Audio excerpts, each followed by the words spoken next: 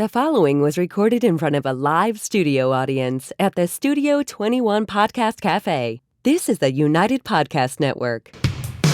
If you're building or buying or selling a home, the Real Estate Crew's got news for you at the Real Estate House Party. With attorney Rick Carter, Real Estate House Party. paralegal Kathy Holtshouser, Real Estate House Party. Come in, have fun. and comedian Tony V. Now, here's real estate attorney Rick Carter. Welcome and thanks for joining us here on the Real Estate House Party. We've got Kathy Holtshouser and we got someone who's a lot funnier than Tony V. Don't Nice. say that. he will drive up here. I So know the he funny will. thing is, Tony says he's golfing, but it is pouring rain out. He's kind of like Don Gavin when he said he had to catch a plane. Oh, yeah. Yeah. I got to catch a plane. Well, not today. Yeah. They see him at the bar like hours later, and they're like, "I thought you had to catch a plane." He goes, "Not today." You think he's not one-timing us, big-timing us, is he? Since his Fenway Park No, days. he still loves us. All right, still loves us. You still have to hold on to your core group, Tony V, the people that made you. Yeah. That's a joke. Yeah. So I guess he's golfing with the Dropkick Murphys today. Wow, that's so maybe pretty cool. he's at least hanging around with them. But I'm Right, guessing right. they're not golfing in Right. the rain like this. So this is what I'm thinking we're doing without Tony V. So without his knowledge, we're probably not going to get as much real estate on as we'd like. Mm-hmm. But first 5 minutes, we got to recap maybe to get the buyer ready. Sure, that's my favorite for subject. a closing. I know. So just 5 minutes because we got a lot of questions to ask Lou Chinappi. Okay. All right? So here we go. And Lou can probably chime in. I was thinking about that. You wear a lot of hats. We could have you on for about 7 different programs. You start off as a lender, title insurance, Yep. mortgage insurance. Right. And now he's a potter, No. aren't you? I am. I have been for Not 11 a years. not a Yeah. potter, but a Yeah, but even in between, you Mass Mortgage president for a while, right? Yep. President of Mass Mortgage Bankers. Always been involved with the trade Did you know that? associations. Do you know I he's- didn't know do you that. he's the New Hampshire elect Oh, I didn't. Yep. For what? for the mortgage bankers? up Mortgage in New Oh. bankers. Hampshire? Yes. Okay. So we get a lot of stuff. So New Hampshire. Yeah. That's new for you. Part isn't of my it? territory. Okay. Yep. I cover Maine, New Hampshire, Massachusetts, and upstate New York. Okay, that's awesome. I just knew you as a fun guy that we used to run road races together and, There we go. and drink beer. Yeah. So There's I didn't that know you and was that so on it. talented. I'm the only first kidding, I time we did. met Lou was when we went into Stone and Co-op, right? That's Way right. back when. You still laugh about that, right? That was hilarious. Yep. Yep. Here comes Wow. Rick Carter coming in, asking to get business. He never saw an attorney do that in his life. all the stuffy Reading brokers were like, Reading Oh, the bank- yeah. attorneys were like, who does that kid think he He's is? actually asking for business? That's, yeah. Yeah. So every time Lou You were a looks in- trendsetter back Yeah, then. I was. He absolutely was. He was a started it all. trailblazer, and he Yeah. scared He me was. to death. Yeah. And now here we are. So Yeah. And we're still terrified of him. I know. Oh no, you might be, but I'm not. Lou, you're not terrified. All right, so here we go. Real quick. So we always get the same, I guess, tips we got to give buyers. Right. So I figured for 4 or 5 minutes, we'll throw them out. One thing is I always tell, and Lou, you can chime in on a lot of these too. One thing I always tell buyers when they're buying is they should make sure their house has no open building permits on the property. The reason I had a client the other day who said, "Oh, I'm selling my house now, but I want to use another attorney and another broker from who I used when I bought." I go, "Why is that?" Because when I bought the house, I didn't know there was open building permits. I went in and made some renovations, and the town went freaking out on me and said, "Well, these permits were before me." The guy ended up costing about $15,000 in repairs to close up those permits. Can I ask you a question? The lady in, is it Malden, that had, it was a 5-bedroom and then it went Oh, to a yeah. 3-bedroom? Yeah. Were those open building permits? No, they never. That's the problem. They never got permits on it at all. Oh, okay. So So, different subject. Different subject, yeah, but it's a good point there. So I do try to tell buyers that too. That's a good point. Related to that, when you're having your home inspection done, you might want to see if there's been work done on the property where no permits were pulled. Right. So that's my first tip. Second tip, if you're buying a multifamily, and I'm going to ask you this in a while if you can get mortgage insurance on multifamily, but make sure it is zoned as a multifamily. How's that? Right. And make sure that everything is in compliance with the Exactly. city or town that you're buying in. If because they're saying you're buying a 2-family, you might want to make sure the building department says it's a two-family. Exactly. Because I've had that before. We've had that. Like, oh, What- no, it's a one family with an in-law, which is different than a two-family, right. or it's really zoned as a one family, but they didn't pull building permits and they right. made like a illegal The second. situation I ran into was the assessor's office was always billing them as two-family. Right. And they went over. I don't think the building department and assessor's office kind of liked each other. So my people went over, and the building department says, the assessor's department doesn't make that call. We make the call. It's not a two-family. Right. All right? And so then you're stuck in a quagmire Right. because what did you just buy, or what are you intending on buying? Exactly. Condominiums. Got to make sure you read all the condo docs. Right? And the thing is, it's your responsibility as a buyer to read those their bylaws and regulations and I mean, I'd rules wanna and know. in the budget, and you can You see. said your son's thinking of probably buying. I mean, if he's buying a condominium, you probably want to know if there's some special assessments coming up down the road. Exactly. Without a doubt. And the other thing is, you want to know if you can have a dog, Right, if there are exactly. certain breeds, Right. or you want to know where your parking spaces are. I mean, an attorney can read them for legal reasons, Right, you know, right. because but these are personal reasons Right. for can you adapt to these rules and regulations, Right. We can have Renee Carter read the ones that are recorded at the registry. But- for review and point out like different but- things But that they might not get the condominium meeting minutes, which talks about it. Well, and can you put a flag outside? Right. Can you do any renovations to the outside of it, or put a new deck Right. on, or whatever? It's all those things that are personal, not necessarily legal. Flood insurance. Got to make sure you don't need flood insurance. And you say usually you know if your property needs flood insurance or not. But we had one in North Andover. It was kind of an obscure spot, and the guy was floored he needed flood insurance. It was an extra $3,000 a year Yeah. that he didn't know about. Yep. That the lender finally told him. I don't think the seller knew about. They might have wanted to disclose that. Let's Well, the see. seller didn't have flood insurance. Yeah, exactly. 'Cause some people don't have mortgages on the property. Well, right, and then if they rewrote the flood maps several years ago, okay, Right, so right. that's a They legitimate wouldn't be concern. required to have the flood right, insurance if right, they didn't have a Exactly. mortgage. So right. Here's one. I would identify anything you think staying with the property. If it's a close call, you'd want to include that in the We purchase talk sale. about fixed and not fixed. Right. A built-in bookcase is fixed. Right. But there's times where I want to take the chandelier. Is that a fixture or not a fixture? And replace it with something else. So you have to have those discussions. We had one where the buyer was doing his walkthrough, and the kitchen island's gone. Because it's removable. It And wasn't he a didn't fixture. know it was movable. He thought it was attached to Well, right. so he thought it was a part of it. So it's conversations that you need to have. Right. Speaking of conversations, and I know we're flying through this because we want to get to your stuff, Lou, but if you've negotiated something with the seller, you might want to tell your attorney to put in the purchase and sale. Yep, you talk to the brokers, make sure they convey it, because, again, Rick can review the purchase and sale agreement for all the legalese, but he doesn't know that you agreed to leave the refrigerator. Right. And then if it doesn't make it from the offer to the purchase and sale agreement, you got a problem. We had one guy the week before the closing said, so what is the seller going to do about the knob and tube wiring? I don't know. Did you guys You never discuss told this? us this. Yeah. He goes, oh, the seller told me he was going to take out all the knob and tube wiring. I said, well, no one was alerted to this, and so you got to let us know that stuff there. Simple as that. All right, make sure you're vigilant with your mortgage. Maybe this might be the last thing we can talk about. Your mortgage application, financing. So the purchase and sale tells you what you have to do. You have to apply for the loan within 2 days. You're capped at how much you can borrow for. You got to get all the documents in a reasonable time frame. You got to comply with all that. Yeah. If you don't get your mortgage, then you're going to be asking for your deposit money back. But a seller's attorney is going to say, well, what did you do? Did you apply on time? Did you do this, this, and this? And some buyers fight back. I've already given my lender that stuff.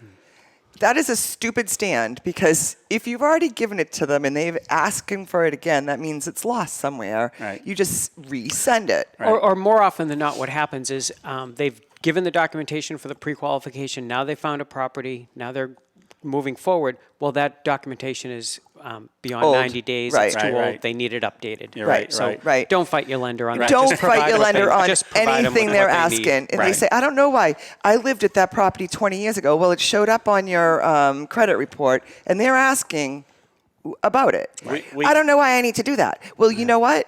if they're asking and you don't do it, you're not getting the loan. Do they do it with that voice? Well, some people do. And what happens a lot of times is the documentation is still within 90 days, but the closing is past 90 days. Yeah. So the lender wants to be proactive and be ahead so they're not asking you for things last minute. So Right. just get them what they need. Just stay on course and keep an eye on the house. Keep an eye on your financing. We had one lender come in and their borrower's explanation why they didn't think they had didn't have to do it was because their grandmother didn't have to do it when she applied for her loan in the 1950s. Well, my dad said I didn't have to do that. There's a lot of millennials that are listening to their dad. Well, who's your dad? What are his qualifications? People forget that concept. You're asking someone for $500,000. Right. They might want to check you out a little bit. A little bit. Right. So you got to go with that in mind. It's not 2001. You got to keep an eye on your financing date. If you don't have your financing in on time, you might want to get a extension on that. Hold on, you skipped over the one. You've got to make sure that you don't change jobs. We're gonna, yep. So Don't change jobs. Don't buy a new car. Don't buy new furniture. Wait till after the closing. Yes. Right. Yeah. Don't go to Jordan's Furniture. Nope. We've always heard that one. Yeah. You know that one. When the wife was so happy. She says, we got approved for our loan. Yeah. Went down, got $25,000 worth of furniture. No longer got approved. Because they check this They do. right up to the last minute almost, right? And It could be the wife or the husband is so happy and wants new furniture. Right. Right. In this particular case, I didn't mean a stereotype, but in this particular case, she was so happy to get it. They call, most lenders call your employment, do employment verification again, like Right. 24 hours before the closing. Exactly.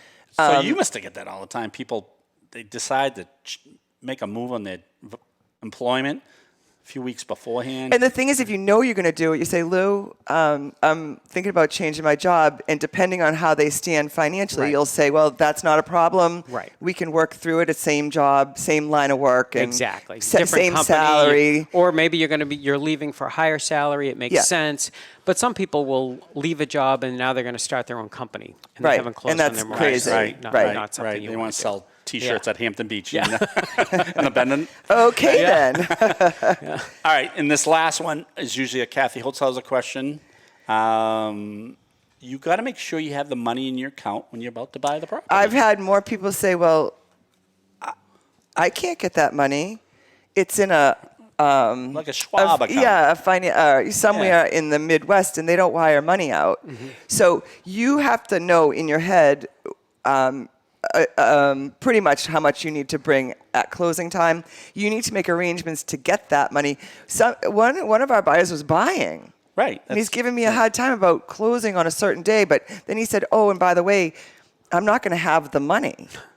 I go, then you're not going to be closing Right. on Friday. Yeah. You know what I mean? So they don't understand that they need liquid funds to give us certified funds. And as you move money around, paper trail, document Without a every doubt. transaction. Right. Without When a you're doubt. taking it out of Fidelity and putting it into your savings account, document that transaction. Make sure you have that paperwork for your lender because they're going to need it. Right. Yeah, because they're not only looking at what you're taking out, is why do you all of a sudden have a $10,000 deposit? Exactly. Right. They're required, by Fannie and Freddie to document all of that and make sure they look at it. And the other thing that the lenders do is if you have $50,000 in a Bank of America account and you need to bring $50,000 to the closing, they're looking to make sure that you took it out of the verified bank account. Yeah. That Bank of America. Didn't miraculously appear in a different account or something like that. Someday we're going to bring Molly on. Molly, we're going to bring her on. I forgot about Molly, but she was an apt. She goes isn't down her- as the worst borrower in the history of Carter We're gonna Law have her Office. on here on what not to do. How's that? And Molly's probably not her real name, but she didn't know she had to be at the closing. She Didn't know she needed $300,000 in liquid cash. Didn't know she needed a license. Didn't know. So She says, you need to call my father on that. yeah, so I was looking for the $300,000 check. She goes, what check? She goes, I said, you're buying a house. I don't know. Well, first of all, she didn't know. She's like, I work. Yeah, I was driving all I day. love that line. I was driving all day around Rhode Island. I had to go home and take a nap. I go, oh, boy. And I work. And then she forgot her check. She says, well, I'll just call my father. He'll send it over. So I said, I see where the problem lies. Yeah. Yeah. All right. So I think we did pretty good. We got through a lot of it. And so. then we'll leave you with, if you ever have any questions through the mortgage process or, closing on a purchase, you're the buyer, call us. We're all very educated in this system. You've been doing this for a while. A couple years, Couple yeah. years. Yeah, but we have a great staff that everyone knows what's going on, and if they don't, they ask somebody else. Right. Yeah. So, I mean, when you think about it, the whole mortgage buying a home, that process is very daunting. It's overwhelming for most people. I was in the business when I bought my home, and it was still overwhelming. So you can imagine someone who doesn't do this for a living. Right. It can be. So really depend on your team. You got to put your team together and depend on those people and without a reach doubt, out to them. without a doubt. That's a great point. We always say that. Put the team together very early. You got to get your lender early. You got to get your attorney early. You got to get your insurance company And the thing is, like, your home inspector pretending everything's just going to happen without you is a misconception. Right. We have people that want their purchase and sale reviewed, and then they say, I haven't heard from Attorney Carter. Well, if you want to employ us as your buyer's attorney, you should pick up the phone and say, I'm buying 123 Main Street, and can you review my purchase and sale agreement? Right. So they always feel like they have to blame someone else or, just kind of shirk their duty. Not everyone, but a lot of buyers, and then they want to know why things have fallen through the cracks. Yeah. Plus, they also got to remember kind of time management. You might not hear from us for a while after the purchase and sale sign because there's a lot of stuff going on that they're not involved in. Right. It doesn't mean we're not working on it. Right. All right. So, Lou Chinappi from great- Arch Insurance. Great to be here. Lou Chinappi from Arch. Arch. Is there an I in Arch? There is an R in it. Yeah. Sorry, Ricotta. I know. Sorry, I had to do it. I know. You've been getting rid of your Massachusetts I accent. know. I drive a car. Yeah. It's a struggle for you to I say know that, it isn't is. it? Yes. I got to hear our Australian producer say car. I drive a car. A car. Yeah, so nice. she's pretty close. I thought you were going to ask her to say why something people- else. Yeah. Oh, no. Because she will. With a Cassie, C? not on the air. Oh, no. Because she will. That was pretty funny. That's why no one notices my accent around here. Because Australian to Boston, if you were going to pick any No, you're American right. accent You're to right. be close, we Yeah. say car. Yeah. People go, oh, you're from Australia? Yeah. Yeah, Yeah. mate. You may as well be from Quincy. There you go. Park the car. I have a cousin who's from Arlington as well. And Arlington? But he says he's changing it now where he's actually saying the R's now. Arlington. I said, why are you doing It sounds that? He goes, "Oh, I'm so-" unnatural. I know. Well, I try to say my R's, but then once I'm 3 IPAs into it, the R's are gone. That's true. It all goes back to where you're from, huh? Yeah. All right, let's talk about mortgage insurance. Okay. Mortgage insurance to me, I like mortgage insurance, and a great example is around here. And you can probably talk a lot more about this than me. But when we started, all our parents said, "Oh, you have to have 20% down." Right. All the lenders would tell you to have 20%. And people down. still think that. A lot of people do. Yes. We did a survey, and I think there was something like 62% of home buyers thought they had to have 20% down to buy a home. And Right, that's so just they not wait. true. You can buy a home now with as little as 1%, 3%, depending on who your lender is and Right. and what program you're getting into. There are some 100% financing programs, so. There's a lot of options for home buyers. And in the Northeast, home prices are so expensive, and down payment is the biggest obstacle to home Right. ownership. So, we really try to come up with a lot of different programs that are going to help people get into homes so they can start building that equity and generational wealth. No, you're right, because I think you hit on it. So maybe a few years ago, if you were buying a $500,000 house, 20%, you would have had $100,000 down. Mm-hmm. A lot of kids don't have that $100,000, so they might have stayed on the sidelines. They didn't buy that $500,000 house. Now that $500,000 house is worth $750,000. Right. I'm probably exaggerating a little bit, but if you'd bought the house, used what you had, taken the mortgage insurance, I know it's extra money a month, Right. but now prices have jumped up that much. You're now in the house. Right. And now mortgage insurance is very different. Like you talk about millennials talking with their parents about, buying a home, and parents say, oh, you got to put 20% down because years ago, private mortgage insurance was so expensive. Right, Because right. we were just looking at a chart and looking at the down payment and figuring out what the payment was. Now, Plus, you talk about it's risk-based now at it's this all point. risk-based. We look at 17 different attributes on that borrower. Like what? Like credit. We look at down payment's obviously one of them.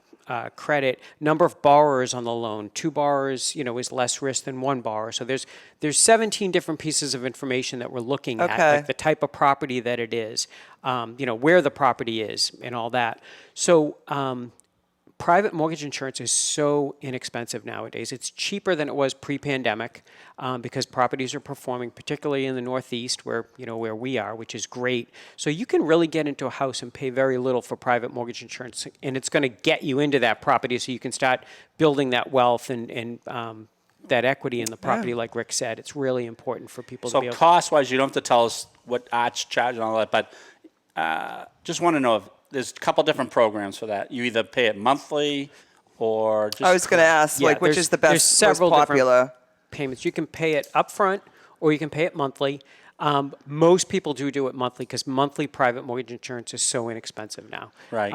If you have good credit and a decent down payment, you could probably pay as little as $50 a month for private mortgage Wow. insurance, Can you or imagine in that? some cases less than $50. You're kidding me. We see it all so the time. that like blows Yeah. my mind. Yeah, it's very inexpensive. So a lot of people are doing private mortgage insurance and they're paying it monthly. And the other thing is when you're doing monthly private mortgage insurance, once you do reach that 80% equity, you can go to your servicer if it's an owner-occupied property and apply to have that MI dropped. So tell us about that, because everyone always asks me that same question. So what are the different ways you can get rid of the private mortgage insurance without having to refinance? All right, so if you are living in an owner-occupied single-family property, we'll talk about that, and you purchase the house, you put a down payment, and then you make payments and the loan naturally amortizes to 78%, that private mortgage insurance is automatically going to drop off the property. Automatically. Automatically. So you don't have to petition them at all. Nope, you don't have to do anything. So they actually are proactive. Exactly. 78%, it's gone. It's gone. It disappears. The servicer takes care of that.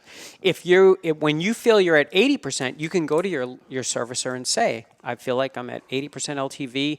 They'll do several, there's several different things that they may have to do, but then they may drop the private mortgage insurance. So that really is worth your while when you think. But And you can do that if, say, you made principal payments on the property. Yep. You've made major improvements to the property that have brought it to an 80% LTV. But they'll charge you for an appraisal fee, right? In some cases, they'll just do a broker's price opinion. In some cases, they'll use the previous appraisal. One of the trends that we're seeing now, which happens very often, is people will buy a home, they'll have 20%, but their lender will encourage them to put 19% down. Right. And the reason for that is they're going to get a better interest rate on that Right, loan that they're right. going to have for that 30 Oh, years. okay. So at 19% down, once you make a few payments, you could be at that 80% and apply to have your MI dropped.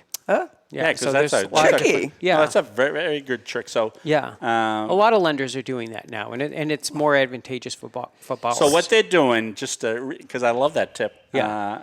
instead of putting the 20% down, put 19% down, get the mortgage insurance, pay the X amount of dollars a month. Offsets the interest rate Exactly. differential there. And then, once you're at 80%, you can apply to have that MI dropped, but you're left with that lower interest rate for the life of that loan. And even at 1%, you wait to 78% where it automatically... It'll automatically drop off, correct? Okay, Yeah. and that's every Yeah. lender? Yeah. Oh, yeah. Okay. Yeah, that's rules across the board. Do so. you remember, I'm going to go off a little bit because that's what I do. Because that's what we all do. Do you remember, say you were borrowing $250,000 and you needed you're going to pay upfront PMI for say $3,000. Was there a program where they put a line item for the $3,000 upfront private mortgage insurance and then they added it to the loan amount? Yeah, That's called yeah. financed MI. Yeah. We still do. We still Okay, do that. okay. You can still finance Okay. your single premium, and in some cases that may be the better alternative for a borrower because really you're looking at that bottom line monthly payment for your borrower, and that's where a good mortgage lender is going to be critical Well, because that- they're going to look at those different options and make sure that that borrower is getting the right option for them. Now, do you counsel the loan officers on the mortgage insurance? We do training all the time. Okay. We go into lenders' offices all the time to So do let's go training back on to programs. Kathy's and- point there. So $250,000, you put X amount of dollars in the loan because FHA is different than this. So they actually can get that rebated back even though it's into the loan. So what Kathy was talking about was financing. Right, so right. say you were borrowing $220,000 on that property. Yeah. You would add the $3,000, so your loan amount's actually going to be $223,000. So it's a little different than FHA. Oh, definitely different Yeah, because than FHA, you don't That's get a whole any, different animal. You don't get any of that money back. No, and I'm not really well versed on FHA. No. Only that. No, I just. Yeah. But if you pay, what Right. I know to be true is if you paid the upfront FHA fee, You don't get that back. No. no, but if you But you can put it into the loan. if you refinance, you can use unused Correct. FHA fee, Correct. so then it's discounted. Right. Yes. Right. I know. So. But that's a different. We could do a whole. I know, We have I to know. find someone that's good at FHAs. So give us some of the newer programs. I think last time you were on Home Ready. Yep. So we were last time we were talking about the Home Ready program, and since then, Arch has come out with a new program called Equal Access. So portfolio lenders, the program is very similar to Home Ready without the income restrictions. Tell everyone what a portfolio lender is. Okay, so a portfolio lender would be someone that's going to lend the property and keep the loan on their books. So They don't sell it on the They're not secondary market. No, they're not selling it on Yep, the secondary yep. market. They're holding the loan in portfolio. How many lenders? I know a handful, but how many lenders actually do that? Quite a few. Most community banks will Right. portfolio some And the loans. savings banks in And town. You'll find that there's a lot of Credit unions do credit that. unions will do it. But there are some independent mortgage bankers that will originate loans on behalf of portfolio lenders. So you can get some of these loans and it will be sold to a local lender that will keep it in their portfolio. Okay. So there's a lot of options for people to go out and get these types of loans. So what's the advantage of this equalizer? So the Equal Access Program, it's all the same underwriting criteria as Home Ready. So there's, you can use border income, you can use income from an in-law apartment. There's different things like that you can do with it. It's probably a whole show in itself, but there's a Right. lot of benefits right. to home buyers. But with Fannie Mae's Home Ready program, you can't make more than 80% of area median income. So what Arch did was come up with a similar program where you can make 100% of area median income. So it's really opened it up a lot. Oh, for a lot okay. Of, a lot of buyers So to it's be able to do restricted it. at the Yeah. 80%. So with Arch, you're restricted at 100% of area median income, which makes it a little more easier, a little easier manageable. for more people to qualify Yeah. for the program. So Okay. yeah, and Can we're you coming out with some different community programs where we're trying to promote people to be able to work and live in the same community. So school teachers, firefighters, veterans. So we're coming up with some 1% down payment programs. Oh, it's That will allow fantastic. that. So a lot of different things coming down, and we're trying to really promote home ownership and kind of get over that barrier of down payment, which a lot of people have. So Right. if you're a consumer out there listening to the show, the thing you want to do is you want to make sure you have good credit. You want to not have too much debt. And, if you don't have the down payment, there are programs out there that will really Right. help So you you're and be not beneficial. you're not a big risk. Right. Outside of you weren't able to Exactly. save the 20%. Exactly. And that's very difficult to do. With rents being what they are and student loan debt, it is tough to save down payments nowadays. Right. So literally 1% down. Yeah, we have programs where people can put 1% down on a mortgage. Wow. Yeah. Do you do it on multifamilies too, right? The As long as 1% they're down, we principal don't. resident. The 1% down, we Okay. don't. But multifamily, you can put as little as 5% down. That's Yeah. still really good. As long as you're going to be in one of the units. Yes, Yes, owner-occupied. Yeah. owner-occupied. Good point, So- Kathy. Thank you for bringing that up. Yeah, because I don't want Yeah. any Yeah. investors to say, Yeah. hey, look what I can get. Yeah. Although, you know what? With Arch, if you were putting 15% down on an investment property, we will insure that. Okay. Yeah, so we do that as A well. lot of lenders want to see 25% down with Right. investors. Wow. Yeah. It's kind of mind-boggling how all know. the different programs Yeah, and there's plenty out there. And there's a lot going on in the lending community. And, it's really important for lenders and realtors all to, stay on top of everything that's happening. and attorneys' offices, Yeah, right? So we yeah. can send them to the right. Yeah, we were looking exactly. for a what was that program? Where the mass housing. Oh, yes. Yeah. So and I started Googling lenders that had the mass housing program, the affordable Yeah. program, or whichever one it was, and I was so surprised at how many of our lenders actually do that program, Yeah. and we never knew. Right, right. So And, Rick and I were talking about, staying on top of everything. This month, we have the New England Mortgage Banker Show coming up yeah. with the Mass Mortgage Bankers. So that's a great time to connect and learn more about these programs. So in Newport, Rhode Island, September 21st and 22nd, any lender should, or even realtors are welcome to come Is your group and going learn to be more there? about. Arch going to be there? Arch will be there, and so it'll be great. We're looking Maybe forward we to should it. try to get down there this I know we year. should do should. it. We haven't gone in a long time. Yeah. Yeah, and You know. and it's great now. Things are starting to settle down. People are wanting to get out and go to conferences more. So it's going to be really well And it's attended. nice to see people that Yeah. you haven't seen in For 2 sure. years. Exactly. But it's Yeah. definitely When changing. they first used to have the Newport thing, they used to give all the giveaways and all the little things. And Yeah. I'd bring home bags for my kids there, and they thought it was like Christmas time Right. again there. So Right. they're getting away from that there, but it's going to be a good group down there. And there's going to be a lot of exhibitors, and I think it'll be great. Yeah. Yeah.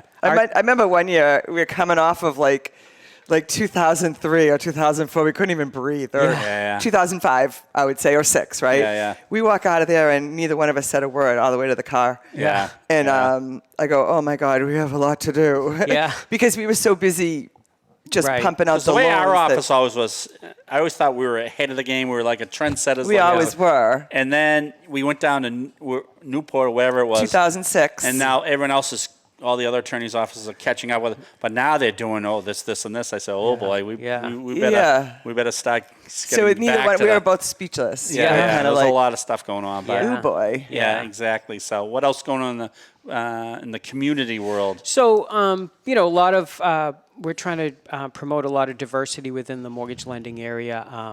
The National Association of Minority Mortgage Bankers is trying to open up a chapter in Boston. So I'm a member, and we're trying to get more members so that we can open up this chapter. And one of the things that we want to do is start working with community colleges and some of the local colleges and really get some of these people that are coming up through the ranks of college and want to get jobs and get them into the mortgage industry, because we want to get more diversity in our industry.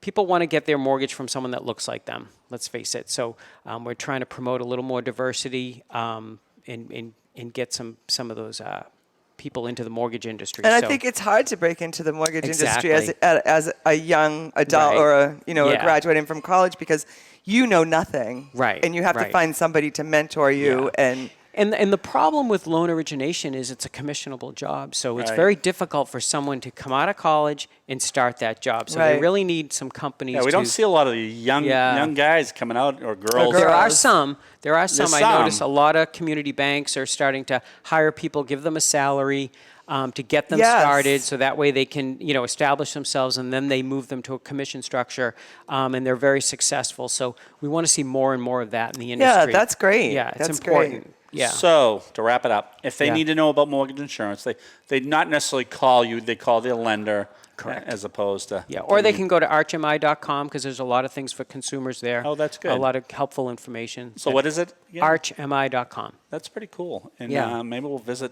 Lou down in Newport this Yeah, year. definitely. I We'd think love to so. see We you. You're gonna should have a put that. booth. We have a meeting room, so Or whatever, you're welcome yeah, to yeah. stop in and Yeah. see us. I think so. we should go down this Yeah. year. That'd definitely. be cool. Yeah. Yeah. Well, So- it's always so good to have you Yeah, on. This. great to this be on. flew by here. And you're so smart, Lou. I so forgot how smart. smart you are. Oh, she forgot her R. I haven't been drinking IPAs. That's why Don Gavin's favorite toy store. Yeah, Toys Toys Us. Us. Yeah, well, thank you for having me on. It's Oh, been Lou, great. it's Yeah, always- that was awesome. It was It was great nice have to you. see you. Yeah. Thank you, and thanks for joining us. It's the Real Estate House Party. Lou Chinappi from Arch Insurance. Kathy Holtshouser, paralegal extraordinaire. We'll see you next week. The views and opinions expressed by the hosts, guests, or callers of this program do not necessarily reflect the opinions of the Studio 21 Podcast Café, the United Podcast Network, its partners, or affiliates.